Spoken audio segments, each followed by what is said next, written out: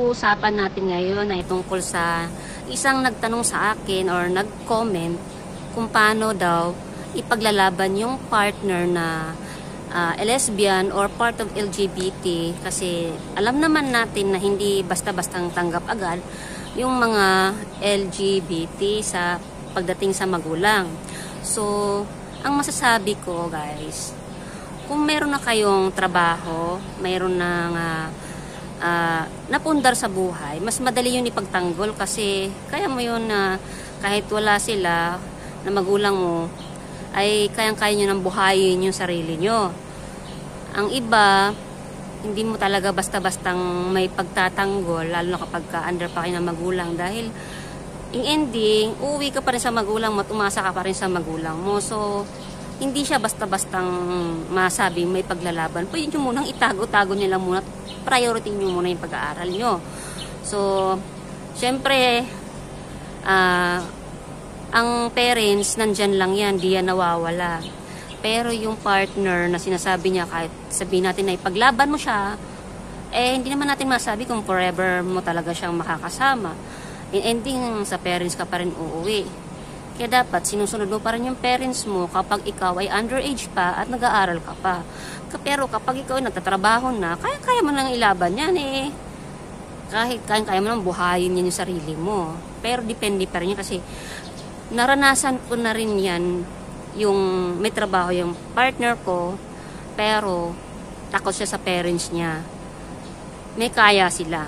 At kung wala ka naman masyado pang napupundar at medyo may kaya yung partner mo, medyo mahirap yun dahil syempre wala ka pang may pagmalaki dun sa magulang.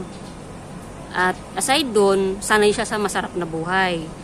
Kung hindi mo kaya yung ibigay pa yung bagay na kaya mo siyang buhayin ng magandang buhay, hindi yun naalis sa poder ng magulang niya.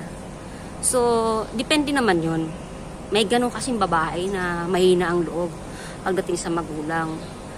Pero kung babae na matapang, kaya na mag-independent, kahit wala yung magulang nila, swerte ka dun. Kayang-kaya kayong paglaban. Pero may mga magulang din kasi na mapili. May magulang din naman na kapag alam naman nilang magiging maganda ang buhay ng anak nila, hindi naman mahihirapan bilang partner sa'yo, okay din sa kanila. May ibang magulang naman na basta hindi lang sasaktan yung anak nila, masaya na rin sila para sa anak nila. Basta nasa legal age na. Karamihan lang naman umayaw magulang kapag bata pa kayo. Siyempre gusto nila aral muna bago mo na asa-asawa, jowa-jowa, di ba? So, nasa sayo yan. Kung sabi nga, feeling ko naman yung nag-comment is, naman, nasa legal age na siya. Siguro, andun yung takot lang talaga siya. Pero para sa akin siguro, kung ganyan takot pa siya sa parents niya, dapat be sure niya na may trabaho talaga yung partner niya lesbian. Na may trabaho talaga, na may kita talaga, or may napundar na, para naman, whatever happen, sure siya na okay yung future niya.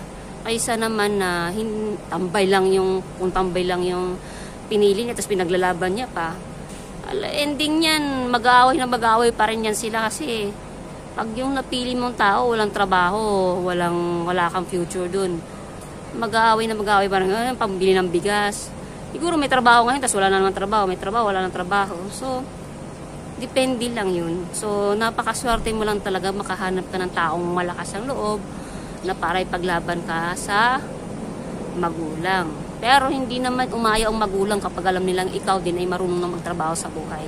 Ikaw na makakapag-desisyon sa buhay mo. Karamihan lang naman nila talaga si mga magulang umaayaw lang kapag wala silang kasiguraduhan future yung anak nila para dun sa taong yun. So, ang maganda, bago kayong magpaglaban-laban na yan, may sure kayong future sa isa't isa, or kaya mo siyang ipagmalaki dun sa magulang na kaya ka rin magkaroon ng magandang buhay kahit siya ang makakasama mo. So, yun lang masasabi ko guys. So, depende lang yun po sa pagkatao, ang tao na malakas ang loob. May iba naman, malakas kahit bata pa, malakas ng loob paglaban yung jowa nila. Yung matatapang, kaya lang sus, mayroon din kapalit niyan. So, hindi rin maganda yung ganun, nalalaban-laban pa sa magulang na bata ka pa. So, antayin nyo na lang mga siguro huminog muna kayo at mag-aaral at makapagtapos para pwede mo nang sabihin na, nakatapos na ako, siguro naman may karapatan na ako para makapadesisyon sa buhay ko. Ganun, parang ganyan. So, yan lang masabi ko guys. So, thank you. Sana ay nakakuha kayo ng tips sa akin, sinabi. Thank you very much for watching.